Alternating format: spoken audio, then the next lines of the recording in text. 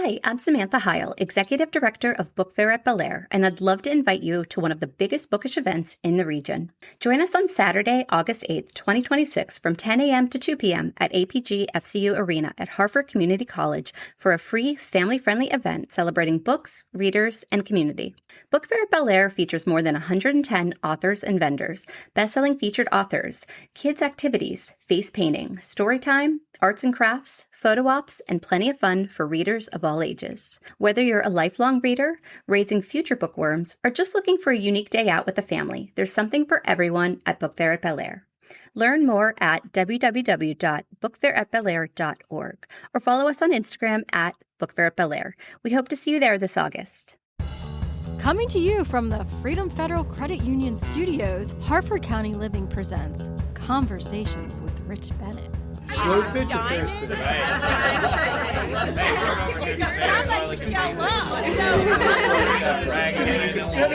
I never played softball. It's probably the least sexy part of work, and I don't have the answer. It's okay. No. The truth is... Have you ever stopped and wondered if your story, every struggle, every setback, every moment you'd rather forget might actually be the very thing someone else needs to hear? Today's guest is living proof that it is. Teresa Blaes is an entrepreneur, a certified Kingdom life coach, a broadcaster, and an author who has made it her mission to help people see God not just in the victories, but in the hardest parts of their story. Through her work with Kadosh Media and her coaching, she's helping others step out of silence and into purpose. And now, with her autobiography coming out, Protected, a story of survival, faith, and redemption, Teresa is doing something even more powerful.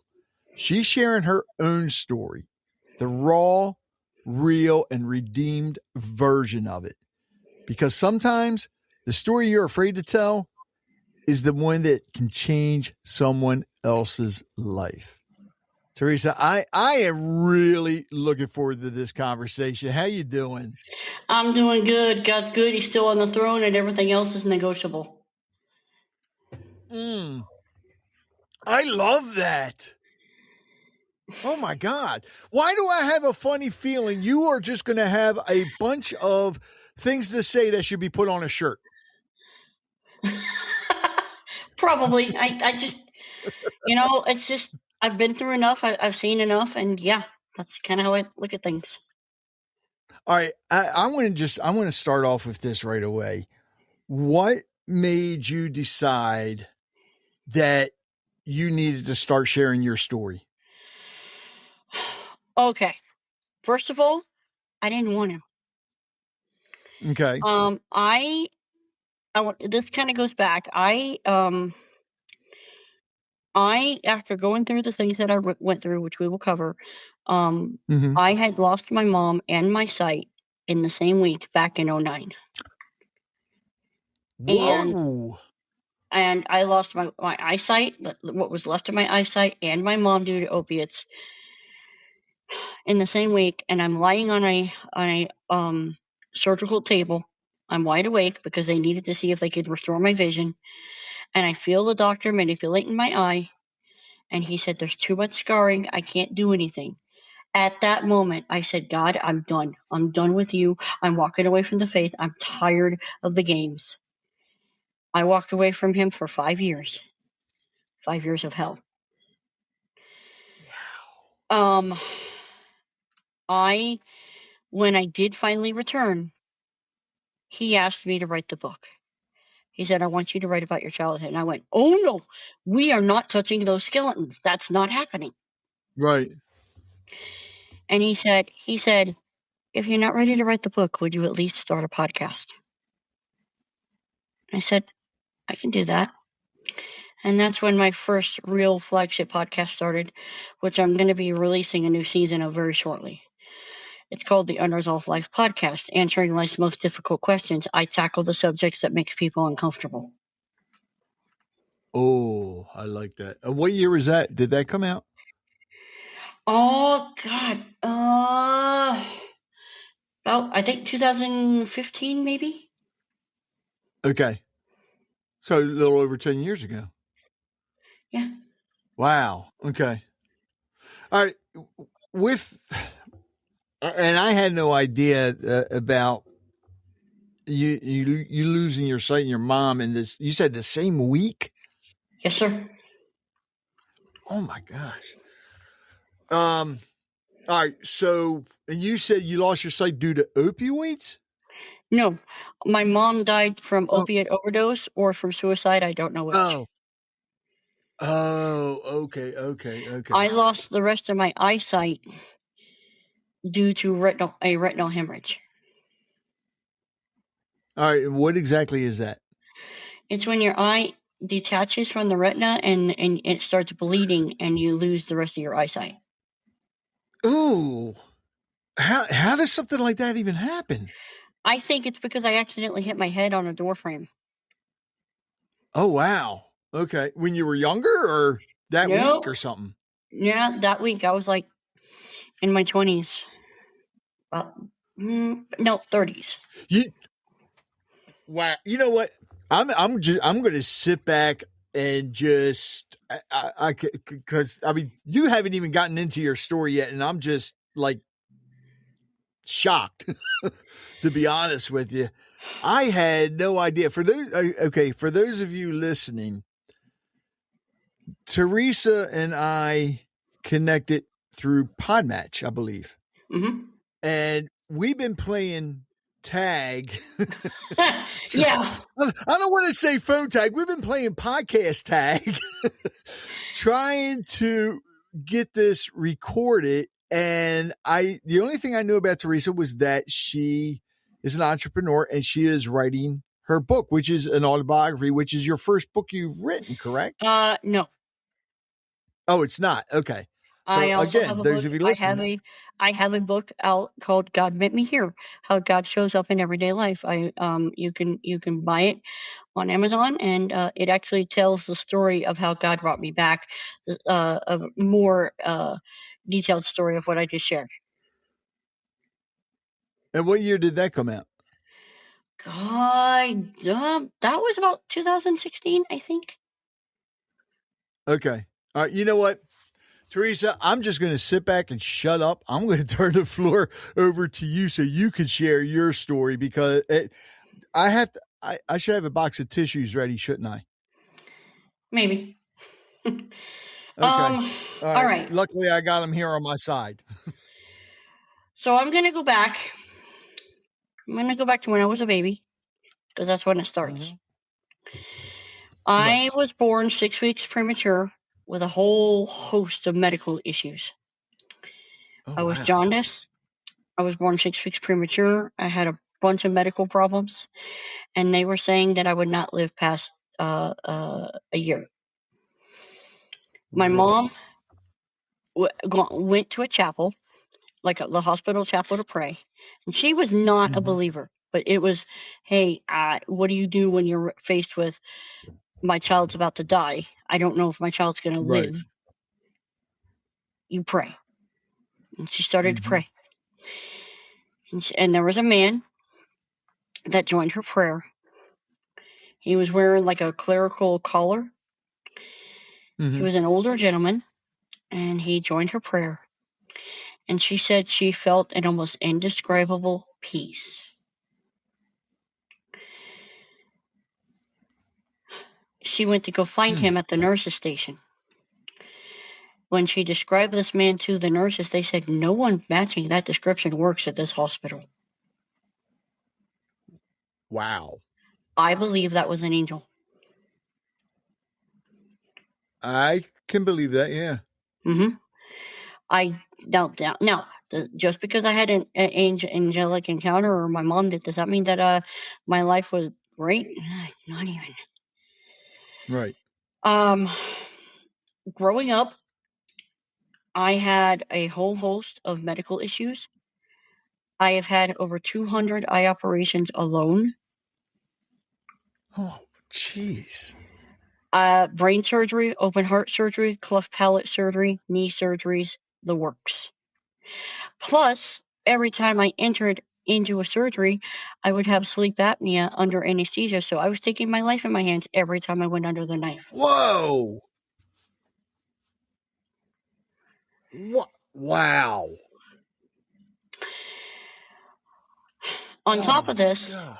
my dad died when I was 2 years old in a motorcycle accident.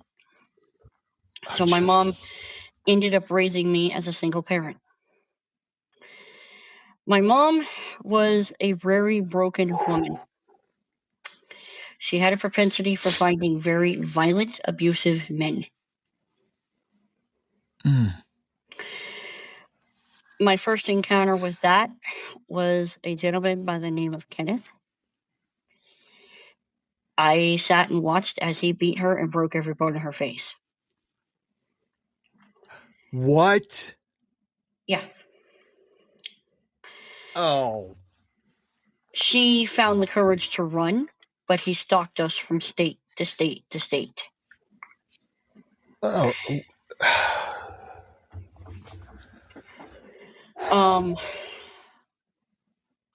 She finally met him with a shotgun and said, "If you ever find us again, I'll kill you."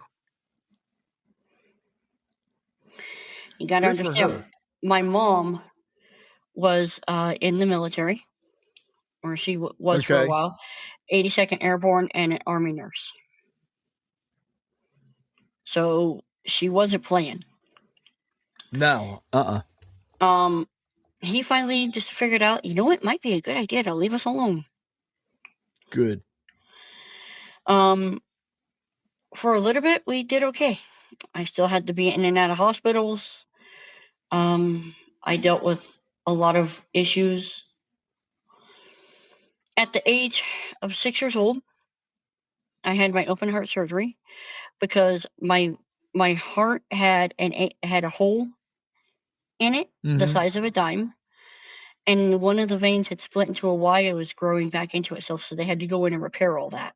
Oh. While I was recovering from open heart surgery, my mom met a man named Kevin. And I had a sister. From Kevin? I believe so, yes. Okay. My mom one day had gone out to go get medicine or groceries or something. I do not remember. My sister's name was Amanda. We called her Mandy. She was 10 months old.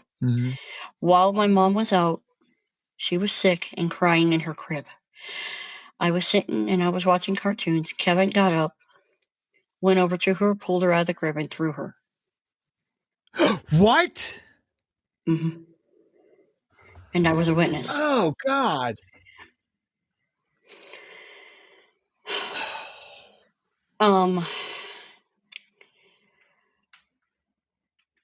She was life flighted to Salt Lake City, Utah, and pronounced dead on October 29th, 1989.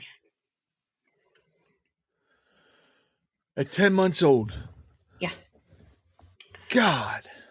I was removed from my mom's custody and given to a family friend.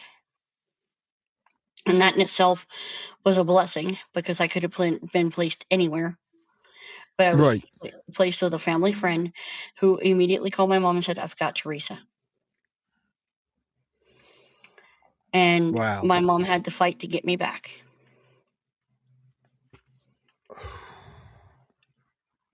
Was she still with Kevin at this time too? Oh, no. Kevin ended up, good. No, she separated from him. He ended up going to prison for he made a plea deal for receiving manslaughter charges and received 10 years in prison. 10 years. Jeez. Yeah.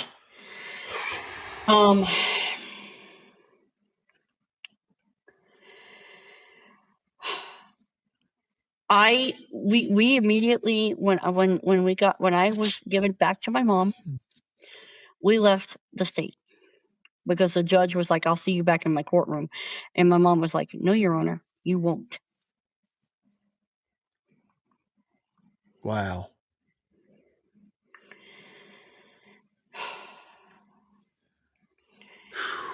God.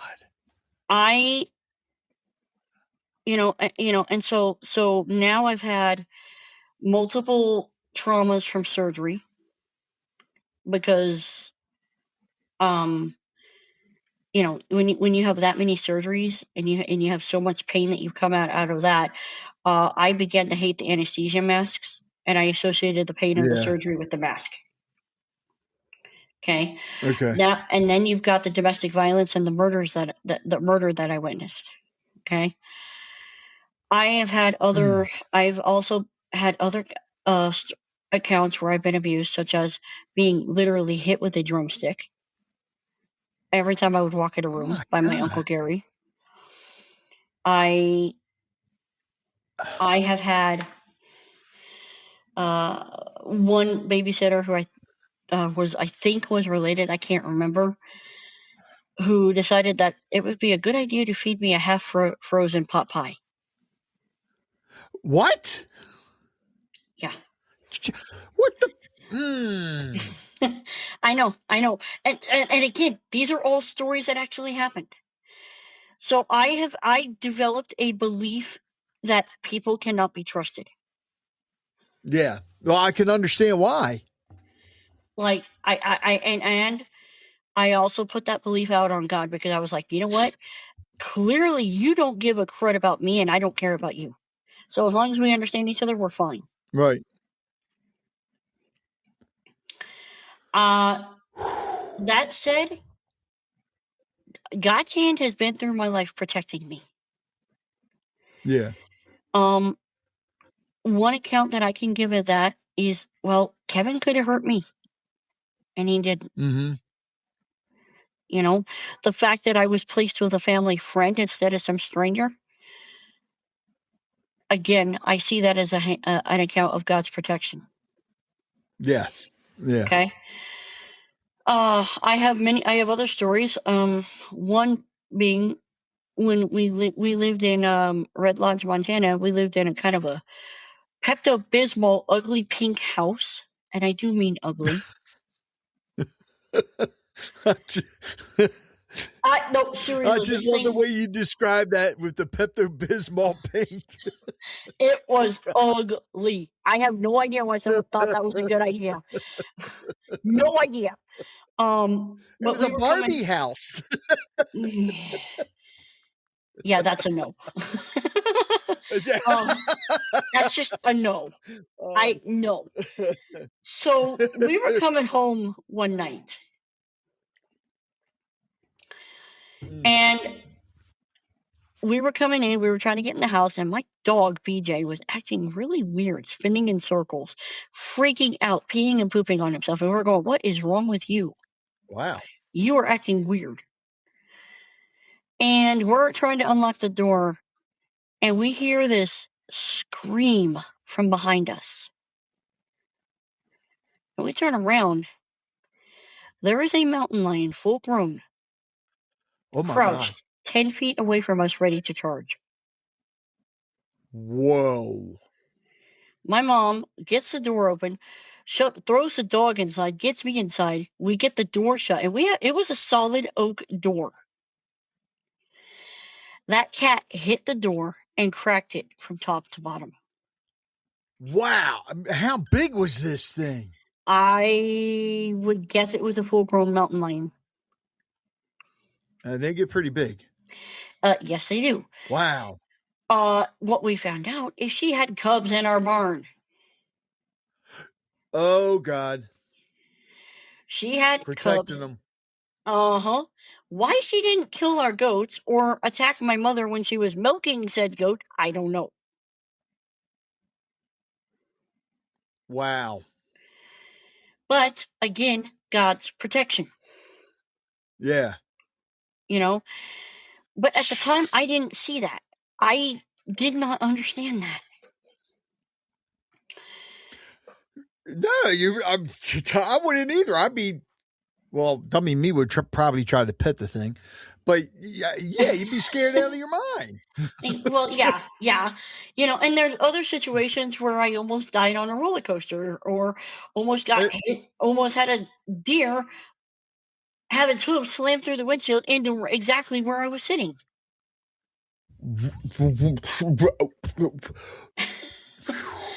I mean, I believe the enemy tried to kill me multiple times. And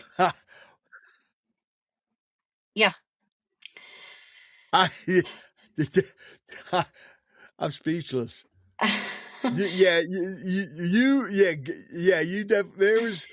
God was definitely looking out for you. Yeah. I mean, with the roller coaster thing, we had got onto the roller coaster and literally we were upside down trying to enjoy the ride, and the bar that's supposed to keep you in literally falls off the ride. What? Oh yeah. My mom slammed her elbow into my chest, hanging onto the bar on the side, screaming, "I've got you." And I'm pretty much freaked because I'm thinking, I'm gonna die. I'm gonna die. Oh crap, I am so gonna die. Now, how old were you for this? God, I would say young. So still a kid. Yeah. Oh, jeez.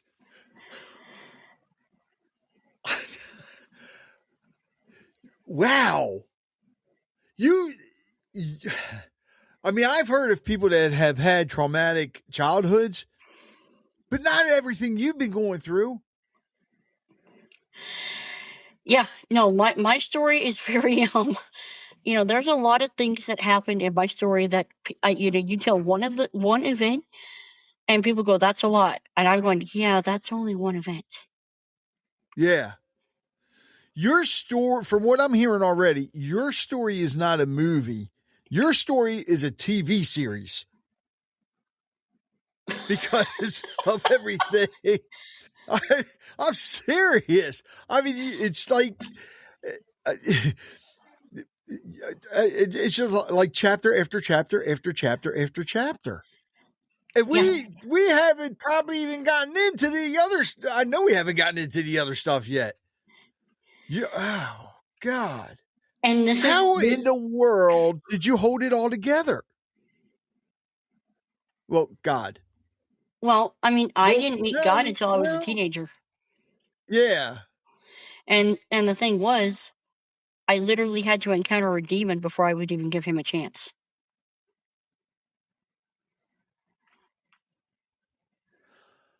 How was your mother's faith through all of this? She didn't have any. Especially since that time at the chapel. So she believed in God, but she didn't take him seriously. Okay. Like, because that was a big contention when I became a Christian. That was a huge issue in my home. It was, you're pushing it. Quit getting too religious. Did so-and-so teach you religion? And so I had to literally figure out, how do I live this faith thing? But, and still, yeah, no, that was a huge thing in my home. Wow. My mom did not want me being a Christian at all. Did she ever say why? I believe she was angry at him. Okay. And see, like I said, so when, because I want to go back, you factor in all the stuff that I told you about, and there was other stuff. Yeah. I went to the School for the Blind in Arizona. And that school, and I was about, when this happened, I was a teenager. I was about, 14, 15, somewhere around there, maybe 16. And that school was built on an Indian burial ground. So you always heard ghost stories. Yeah. I didn't buy it. I was like, yeah, whatever. Okay, whatever. One night I was out with my friends, and there was a dormitory, because the way the school operated is if you were long distance away from the school, you stayed at the dormitory during the week and you went home on the weekend. Okay. Well, we were out on the playground and we saw one of the dorms that was not being used that year had a light on. Okay. And we're going, okay, why is that on? That shouldn't be on. Not this time of night. Something's up. So we walk over and we're standing on the porch. I'm looking in the foyer. I don't see anything in there. The door is still locked. I'm standing on the porch. I'm talking to my friends, and I hear a female, echoey, ethereal voice. And it said, children.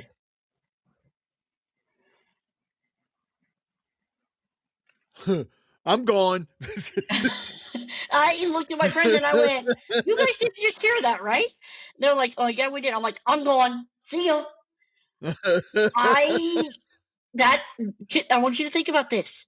It didn't just say whatever. It said something. This thing was, whatever this was intelligent. It knew we were out there. Wow.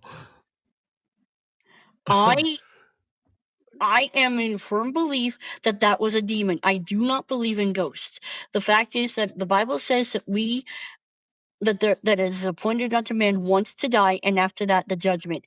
It doesn't say you go walking around the earth. Right. Okay, so what do demons do? They're known as familiar spirits. They pose as ghosts in order to deceive you. Ah, okay.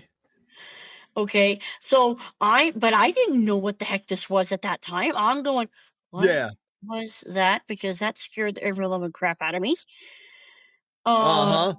Now I'm on an investigation trying to figure out what was that. I believe that the God allowed me to encounter a demon to realize the supernatural is real.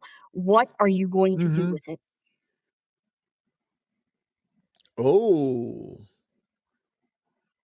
Okay. What did you do with it? It took me about a year of searching and trying to figure out what I believed. Okay. But I finally, after that year and after a long set of events, I got on my knees and I did business with God. Okay. And I gave my life to him because I realized, you know what? If this story is true, if he's real, then I need him. You need him, yeah. Yeah. Wow. I think since you were born, I think he's been testing you. The way it sounds. I would say so. Either that, I would say either testing or protecting, because I really do believe the enemy or both. Yeah, because I believe the enemy has had it out for me since I was born. Yeah. Wow. Yeah, but you had a good guardian there, because God was not going to let anything happen. I believe that. Yeah, no, I believe that.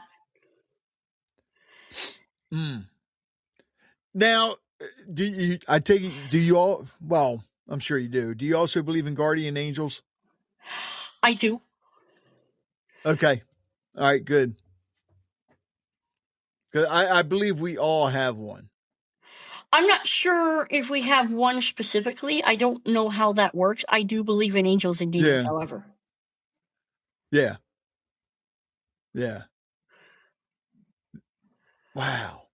All right, so, man, with everything that you went through, and I want to jump ahead a little bit here, and then because you said no, when your mom passed and you lost your vision completely, you said you gave up on God, right? I did. Okay.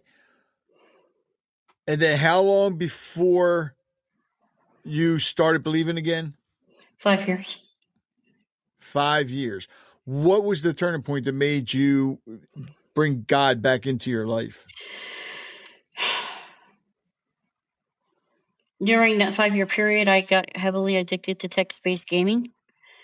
I was married by then, and so this addiction almost destroyed my marriage. I ended up going back. I ended up going to like a conference, a women's conference, with my church. Mm-hmm. And it started out where I hadn't been talking to God for over 5 years.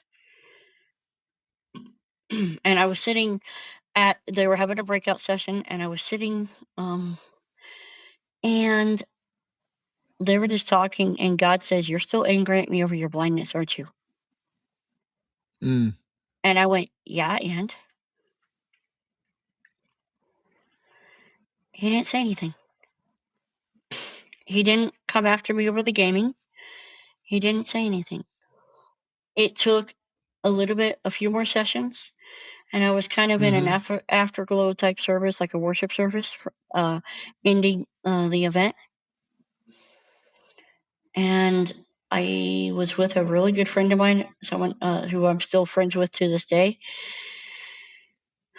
And I opened up a little bit about my past, and I shared the story of my sister's murder with her. Okay. And I realized I'm back. I can't just run away from God because I've gone through so much hell. I'm back. I don't know what this looks like. But then I began to go on a journey of, I need answers, because I can't pretend that none of this crap happened. I need answers as to why. And that's why I started Unresolved. And eventually that's why I wrote Protected. Wow. And when did you start writing Protected?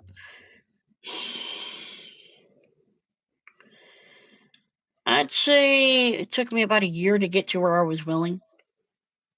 Okay. Because I at first kept telling God, no, I am not writing that book. No. Right. Those skeletons are nice and locked away. They can stay there. Thank you. You're listening to Conversations with Rich Bennett. We'll be right back. You know, one of the things I love most about what we do with the show and HartfordCountyLiving.com is helping people discover great businesses, not through flashy ads or gimmicks, but by building trust and creating real connections within the community. That's why we're always looking to partner with reputable businesses that want long-term visibility.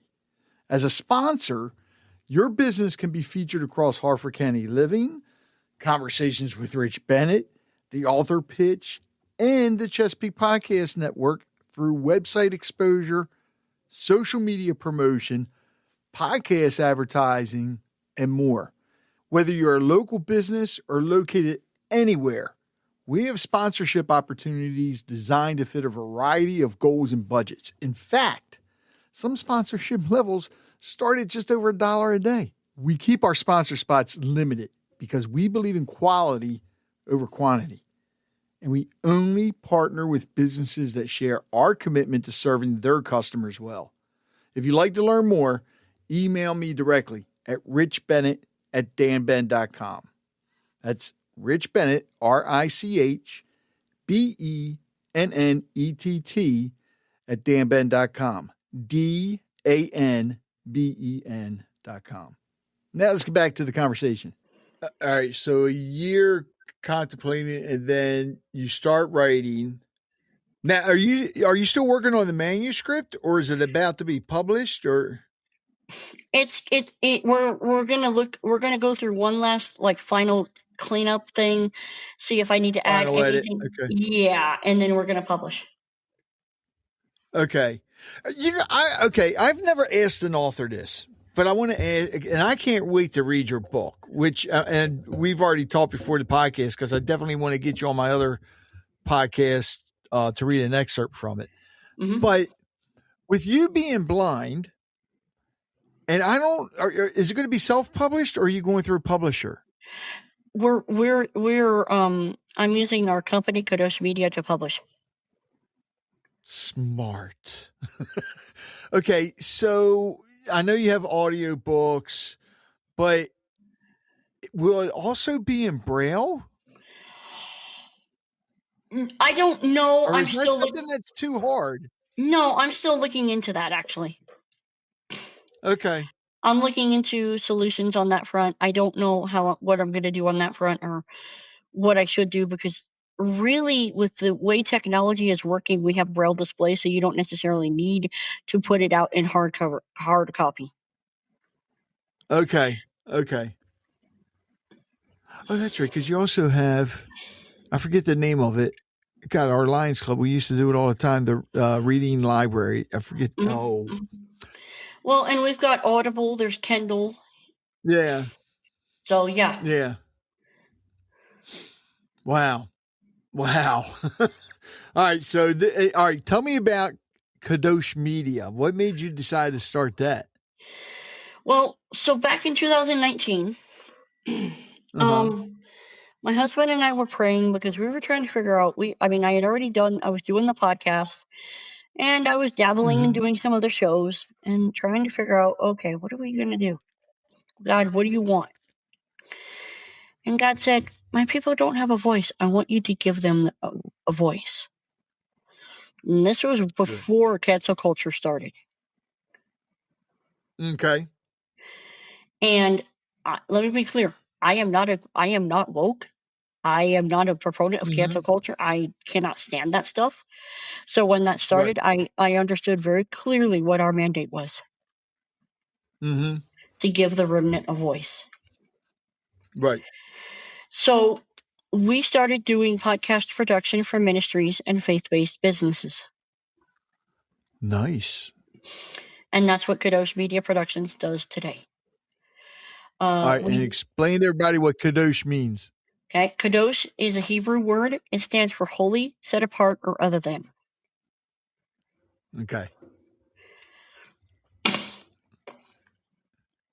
I love. You're just keeping busy now. Yeah, that's pretty much it. And how many podcasts do you do? Not guest on that you actually host. Right now, I do. Well, I'm going to be restarting Unresolved Life because I took a break from it for a while, and I was doing an entrepreneurial podcast, the Teresa Blaes Show, but I'm going to be rebranding that. And then I do one called the Equipped Podcast, which is where we're equipping God's people for the last days. Okay. And then during the NFL season, I do one with a really good friend of mine. It's just two ladies where we talk of the NFL from a Christian perspective. Really? Yep. Oh, well, you got to do hockey too, because my daughter will be listening to that in a heartbeat. Hockey's not my thing. Not since the Coyotes left Arizona. Yeah. I cannot. I tried watching hockey with my daughter, and I thought there was a fly on the screen. I was getting upset. Come to find out, it was the hockey puck moving that fast. I cannot even see the puck. So. Well, okay, yeah. I mean, but it was hard. Now, and baseball, I'm old school. I love baseball, but I like listening to it on the radio because I actually love listening to sports on the radio. Yes, yeah. It reminds me of being a kid. Now I'm showing my age. Here's the thing. I grew up. My Aunt Marge, because we lived with my Aunt Marge for a time. She taught me the game of basketball and football. Okay. And I grew up watching the Phoenix Suns. I'm a little annoyed with them right now because they got completely swept in the playoffs. They just, can we please just get a championship? Please, can you get some decent? Anyway, I haven't seen a good team since Steve Nash in the 1990s. Anyway, and football, I grew up a Denver Broncos fan, and then I also became an Arizona Cardinals fan. Okay. All right. So the Broncos, when who was quarterback? John Elway. Elway? Oh, okay. yeah. All right. So one story around that when I was a kid, the police chief for Colorado Springs had a crush on my mom, big time. Of course, my mom by this time wow. is going, "I'm running men off. I want nothing to do with you." And so his idea was, you know what? We are doing a basketball charity event, and here are 2 tickets. And oh, by the way, if you want to meet the Denver Broncos in person, they're eating at this pizza place. Go there. And so I'm going to eat pizza. John Elway finds me, sits down at my table and eats a pizza with me. Takes off his Super Bowl Nice. ring and puts it on my hand. His ring was large enough, it was a bracelet on my hand. I was that little.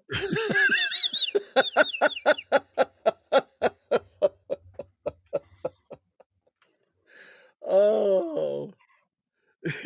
Now is that in your book, or is that going to be in the second book? Nope, that's in the book. Okay. God. I have all kinds of stories like that, you know? It's just, you know? And so, Well, all right. Go ahead. and so, yeah, no, I grew up, I really loved the game of football. My mom used to call it a bunch of men chasing a lopsided ball. Well, yeah. But you know what? At least you have a bunch of them chasing the same ball. Whereas in golf, it's only one person just chasing a little ball. That's sometimes you're not going to find the thing anyways. Yeah, and golf is boring. It is. It's fun It's to play. absolutely boring. I cannot stand it. Too quiet, and it's like, just no. Golf's only good if Happy Gilmore's playing, right? Wouldn't know. Oh, jeez. All right, so I love the fact that you're sharing your story, and I know that you're helping a lot of people. But explain to everybody why it's important that people should share their story. Because if you don't share, you won't heal. Thank you. It starts because every single person, whether you are a believer or not, has baggage. You've got skeletons you need to share. I don't care. And the thing is, well, I know God, I know Jesus. Yeah. But every single person has a skeleton in the past that they haven't shared. You have to share your story, whatever that is. And I know I have heard some horrific stories. My best friend has a really horrific story herself. I'll leave that to her to share. But I know of some really bad ones. And I'm telling you that you will find healing when you begin to unpack it and share it. You'll heal others as well, I believe. I believe so too. Yeah. And that's one of the things that I've found since I started doing this, especially the people that come on and share their story about addiction recovery or their mental illness. When you get, and you know this from being a podcaster, when you get listeners that contact you and thank you for a guest that you've had on and how it helped them, then you know you're making a difference. And you're letting that guest know that they're making a difference too. Amen. Amen. It's amazing. Let me share something with biggest you. Biggest reward you can get. Yeah, let me share you something. So when I first started Unresolved, I didn't know if this was something God wanted. But I thought it was, but I wasn't sure. And so I was like, I don't know. What am I doing? I don't know. And so we released this episode. It was the first episode with a guy who lost his mom to suicide. Oh, jeez. And so I put it out there, and I'm like, I don't know what I'm doing, but I'm going to do it anyway. And I was afraid, but I did it anyway. Yeah. Okay. One of the first things I tell every single client: do it afraid. Okay. Do it afraid. And so it goes out. About a week later, I get an email. She says, your podcast was shared with me by a friend, and she begins to share her story, and it was pretty horrific. And then she said something I will never forget. She said, What's I've that? thought about killing myself every single day, and because of your podcast, I'm not going to. That hit me. Because I realized, you know what? I don't have to have all the big numbers. I just have to reach one. No, exactly. And, which is why it's also important to always smile at people and say hi. Mm-hmm. Yeah, no, this is why I do what I do. This is why, and you talk about mental health, just to throw gas on the fire just a little bit. Okay. I'm in the middle of doing the book, and then God tells me at the beginning of the year, you're going to release an album to go along with the book. I'm going to what? Say that again. I'm checking the ID because I'm not sure I heard you right, sir. Exactly how am I supposed to do that? I have no flipping clue. But the thing was, back when I was in high school, I was going to a youth Bible study, a women's Bible study for youth. Okay. And God told me at one point, you were going to have a place in music. Yeah, okay. I don't see how that's happening. No, I have no clue how you're going to do that. Now, due to doors opening up, I've started a band, and we're in the middle of recording our first album. Now, are these songs that you're writing yourself, or? Yes. The whole band is? Well, so we've got about 100 songs that we've written, about 3 albums worth, I think. What? Yeah. And when did this band start? Well, officially this year. But I had a whole bunch of songs that I had written beforehand. Okay. And because I used writing poetry as kind of a way to bleed on the page to deal with my pain. Yeah. Wow. All right. So what's the name of the band? A Ragged Thread. A Ragged Thread. Every single person is hanging on by a thread. It's just that for us, the thread is God. And if you look in the Bible, where does that come from? Do you remember the story of Rahab? No, not right offhand, but I know you're going to share it with me. Mm-hmm. When the 2 spies went into Jericho because God was going to completely nuke it. Okay. They tell her, because she saves the spies and turns her back on her people who were very pagan and chooses to believe in this Jehovah God of the Israelites. Okay. And she said, will you not destroy me? And they said, okay. In order for us to know it is you and not someone else, you need to get your people in your home and you need to hang a crimson cord out your window. If we see that, we will not destroy you. Oh, yeah. Okay. That, I believe, is what God is offering us today. He says, hey, I'm throwing you a lifeline. The lifeline is my son. Every single person is a sinner. Every single person is in danger of judgment. Every single person, the Bible says that all have sinned and fallen short of the glory of God. There is none righteous, not even one. I can't be good enough to get into heaven.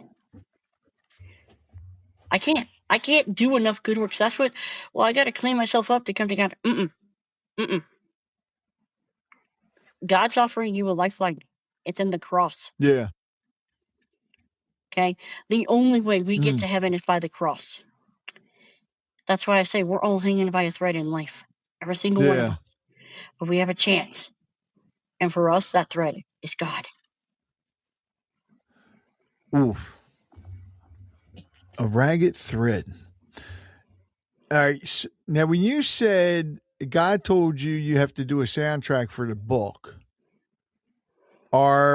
is the album, I don't even know what they call it now. Is it called an album, a MP3, whatever? Is it going to be released the same time the book is?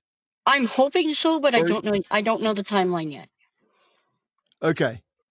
And I was going to say, how are you going to do that? Like a QR code in the book that people can scan to? Probably, there's all kinds of different ways. Because we're gonna be putting the album, at least the first album, on all other music platforms. Okay. All right. Oh, smart. Okay. So those of you listening, I did know about Teresa having a band when she mentioned that, only because she told me before we started recording, and I was blown away because I heard her on another podcast singing, and it was Tanya's. You remember Tanya, who you were on her podcast, I believe? Mm-hmm. And I heard you say, I was like, oh my God, she's got the voice of an angel. So now everybody listening, you got to get the album and the book.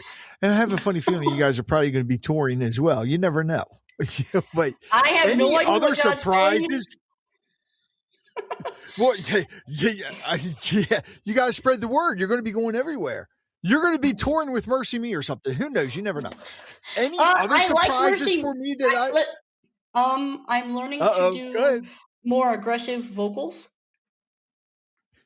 So if you're familiar are you familiar with Christian rock? Yeah. Oh yeah. So like POD, Project 86, Demon Hunter. I'm learning to do that. Oh, that kind of vocals? Yep. Oh wow. Wow. Oh yeah. Okay. Yeah. You guys got a tour. Well, the thing. So here's my thing. I like praise and worship. I'm okay with praise and worship, but the songs that we want to write are very much. We want people to think. We don't want to do the bubblegum, K-poppy praise and worship stuff. I don't know. No. And so we really want people to think. Which is that's what a song is supposed to do. Mm-hmm. It's supposed to make people think. It's telling a story, and when you tell a story, it's going to make people think. Mm-hmm. Yeah. All right. So I have a question for you, and this is something I've been contemplating for a while. I've been wanting to do a podcast episode about this, but I don't think I'm going to have to now. Mm-hmm. I've had a friend of mine on Michelle Love, who, God told her to write a book, just like God told you to write a book.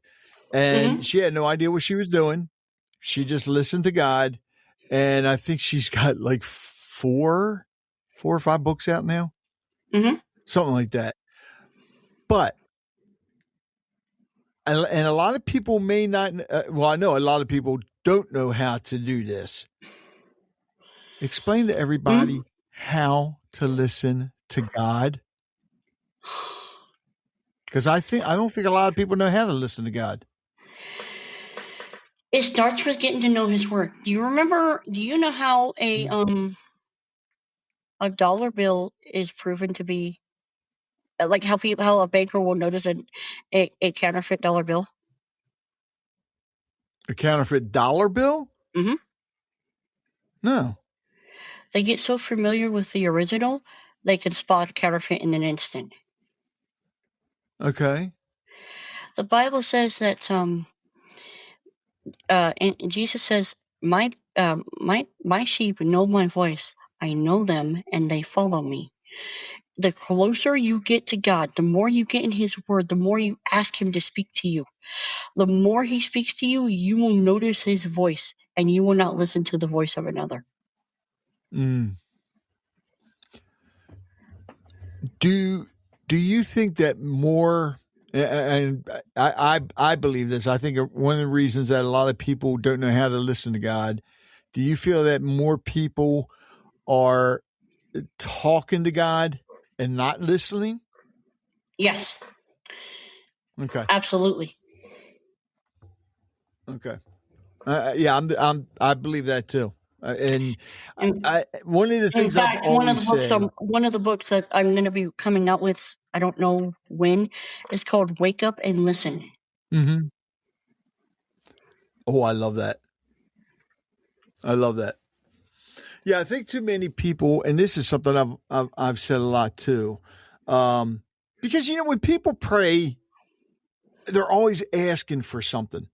Mm-hmm. Always asking for something. It seems like one of the things that I think more people need to do is thank God when they pray. Just thank Him.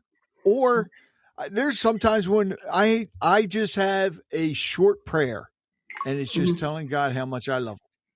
Yep. That's no, it. I believe in that. There is, there's no stronger love in the world than I mean, that's just me. I love my wife, but the strongest love I have is with God. Amen. Plain and simple. Well, I actually agree with you there. The thing is, one thing that God is making very clear to me is that He is the lover of our soul. Mm-hmm. And He loves us with a love that we cannot comprehend. And I, through a set of circumstances, am learning that. Yeah. And if we could just get our minds around that,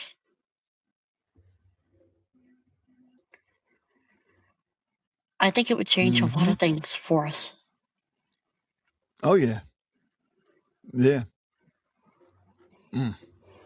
Now, tell her, well, you still don't know. You don't have a launch date for the book yet. No, but I do have a website. Yep. Well, I was going to ask you, how do people find you, your websites? Because you have more than one, right? Yeah, I have a few. Yep. Mm-hmm. And how can people follow you? Well, you can find me on X at Teresa Blaes 1. I am on Facebook. Just look for Teresa Blaes. If you want to actually check out the book site, go to protectedbook.com, and I have a little squeeze page, and you can put your name and email in, and I will be sending updates, newsletters, what's going on with me, what's going on with a few other things related, that kind of thing. And then if you want to learn more about Kadosh, you can check out kadoshmedia.com. And I'll make sure I have all the links in there. And those of you listening, Blaze is Blaes, not Blaze. So, but I'll make it easy for everybody and have the links in there. And where can people find your podcast?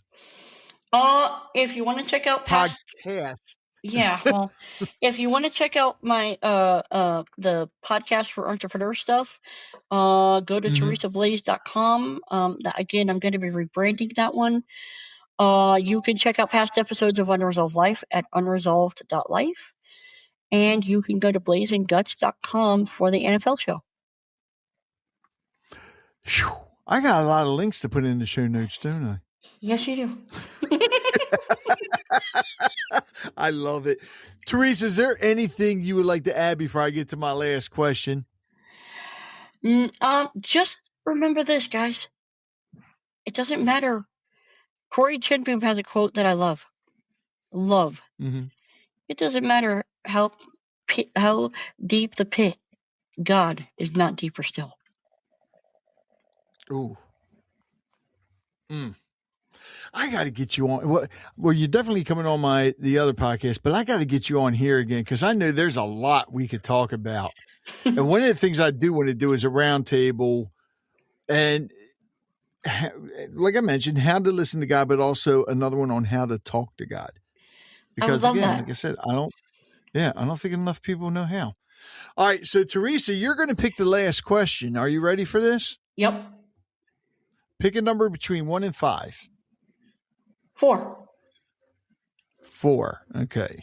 Let me get to the fourth batch here. Now pick a number between 61 and 80. 70. 70. Oh, this is a good question. If you could design your ideal day with no limitations, what would it look like? I would wake up I would, have my time with God and let him speak into me and let him do his thing.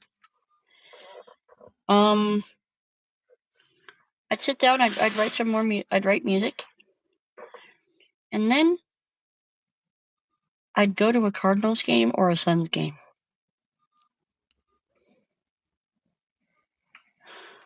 And Well, just remember, if the Cardinals are playing the Ravens, don't get upset if the Cardinals lose. I'm just saying. I'm afraid the Ravens will have to get defeathered. I'm sorry. Go ahead, Teresa. The Ravens will have to be defeathered. There would be bits of feathers all over the field.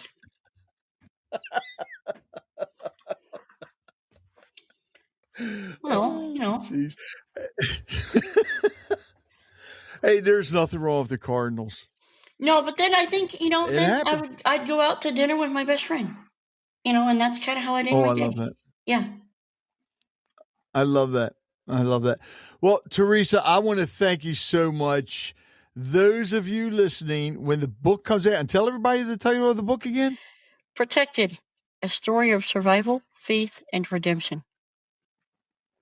So when it comes out and you purchase it, make sure you leave a full review everywhere where you can leave a review. Take a picture of yourself with the book and tag Teresa on Facebook, X, wherever, so other people know that you enjoy the book, and then purchase copies for other people as well. Because we just want this book to keep going and going and going, and more people enjoying it. And then you're ready for the second one when that comes out, and then the third and the fourth, and the soundtracks. And whatever else Teresa decides to surprise us with. He's going to end up being the head coach of the Arizona Cardinals. You just watch. No. There are other minds that are better at football than mine. I'm just glad they got rid of Kyler Murray. About time. God.